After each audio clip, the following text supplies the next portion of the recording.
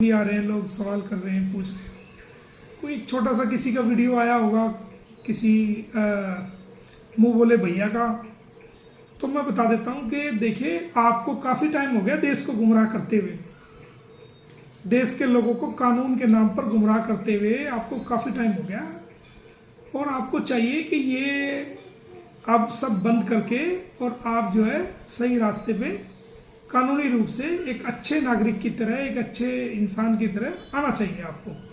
लेकिन चलो, वो आपकी मर्जी है, अगर नहीं आ रहे तो आपका अपना राइट है।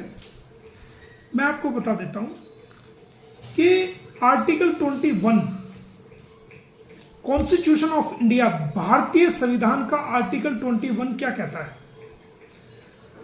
आर्टिकल 21 कहता है protection of life and personal liberty, protection of life and personal liberty. उसमें कहता है no person shall be deprived of his life और personal liberty of his life और the personal liberty except according to the procedure established by the law.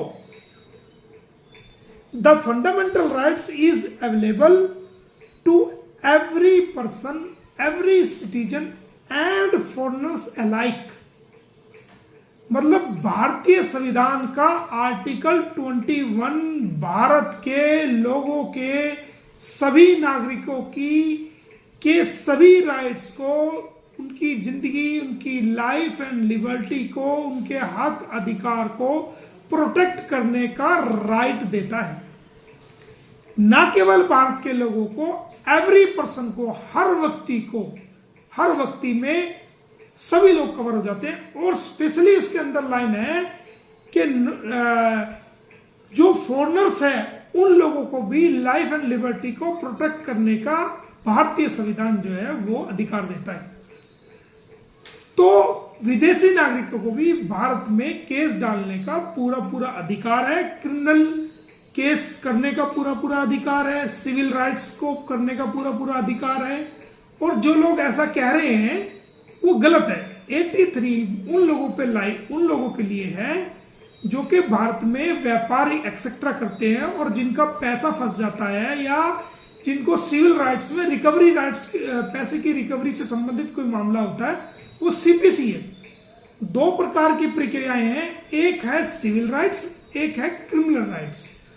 तो civil rights में हमने मुकदमा नहीं डाला है, हमने सीआरपीसी की सेक्शन 156 की सब सेक्शन 3 के अकॉर्डिंग हमने इलाका मजिस्ट्रेट को माननीय न्यायालय में एक कंप्लेंट फाइल की है, जिसमें 156(3) में माननीय न्यायालय को यह पूरा अधिकार है कि अगर कोई पुलिस अधिकारी जिसको कंप्लेंट दी गई है किसी भी क्राइम के संबंध में, किसी भी अपराध के संबंध में, और वो पुलिस अधिकारी उस मामले में कोई लीगल एक्शन नहीं लेता, एफआईआर दर्ज नहीं करता, मामले को सही से इन्वेस्टिगेट नहीं करता, तो कुछ समय सीमा बीत जाने के बाद आला अधिकारी को भी हमने अप्रोच किया था, बट किसी प्रकार की उसमें लीगल एक्शन पुलिस द्वारा ना होने की वजह से हमने कोर्ट में ये एक कंप्लेंट फाइल की थी 156(3) के तहत, जिसमें ऑनरेबल मजिस्ट्रेट को पूरा राइट है। और गुलाम हैदर को राइट था, तभी तो ऑनरेबल मजिस्ट्रेट ने उसको सुनने के बाद एसएचओ जेवर को नोटिस जारी किया है। तो ये हमने जो कार्रवाई की है वो सीआरपीसी के तहत की है, और सीआरपीसी अलग है और आप हवाला दे रहे हैं 83 सेक्शन सीपीसी का, सीपीसी अलग है, ये सीआरपीसी है, आपको समझना चाहिए। दूसरी बात, सीपीसी में भी बहुत सारे मुकदमे मैंने फॉरेनर्स के मैंने डाल रखे हैं और वो हो रहे हैं और उनकी डिग्री भी हुई है। करोड़ों रुपए के करीब मैंने सीपीसी के अकॉर्डिंग ही मैंने लोगों को मुआवजा दिलवाया है।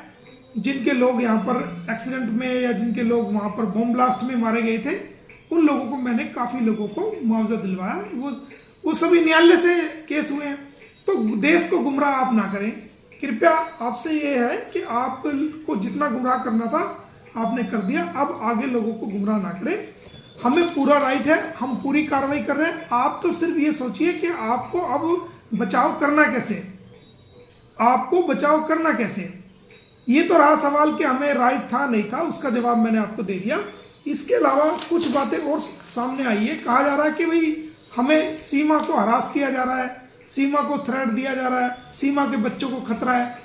तो हरास तो गुलाम हैदर हुआ है, जिसने 18 लाख रुपए का मकान 2 साल पहले सीमा को खरीद के दिया, और आनंद फानन में वो 12 लाख का बेच करके उसको बच्चे को लेकर के, और वो चारों बच्चे को लेकर के वो इलीगल तरीके से भारत में आ गई और इलीगल रिलेशन में रह रही है। तो वो कानून में कोई उसका तलाक नहीं हुआ। तो हरास तो वो गुलाम हैदर हुआ है, जो अच्छी वाली नौकरी सऊदी अरब में थी, जहां से वो हर महीने पैसे भेजता था, सीमा हैदर उससे पैसे लेती थी, वो नौकरी छूट गई, घर चला गया, उसके बच्चे चले गए। तो हरास तो गुलाम हैदर हो रहा है।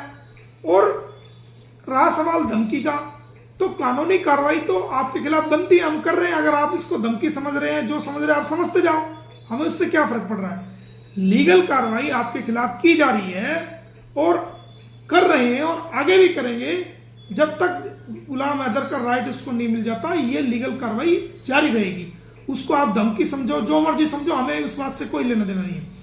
फिर आप कहते हैं जी बच्चों को खतरा है।